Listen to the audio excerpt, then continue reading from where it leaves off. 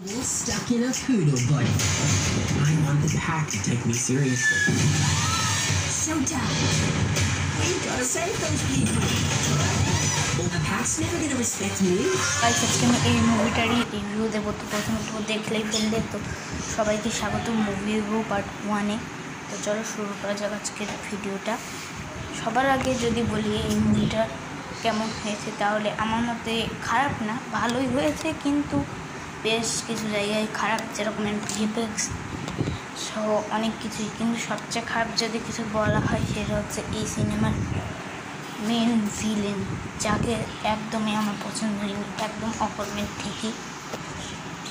এবং এই জায়গায় যেসব ভালো লেগেছে, এই জায়গায় স্টোরি, তারপর হচ্ছে সহ আরও অনেক জিনিসই ভালো লেগেছে। এবং মুভিটা রিলিজ পেয়েছে হচ্ছে আগস্ট 24 তারিখে।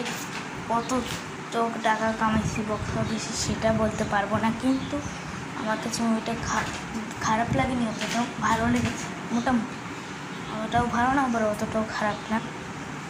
কিন্তু যদি তোমরা বলো এই মুভিটা পার্ট 1 নাকি 2 ছিল, পার্ট 1 2020 সালে রিলিজ হয়েছিল। এবার যদি বলো পার্ট 1 বেশি ভালো ছিল নাকি পার্ট 2, আমি বলবো পার্ট 1 বেশি ভালো ছিল পার্ট 2-এর থেকে। তো এরকমই আরও অনেক জিনিসপত্র আছে, যেগুলো বলবো পরে কোনো মুভি রিভিউ ভিডিওতে। তাছাড়া এখানে আমার আর রিভিউ দেওয়ার মতো কিছুই নেই, এটুকুই। বাই বাই, টাটা, দেখা হবে পরের ভিডিওতে।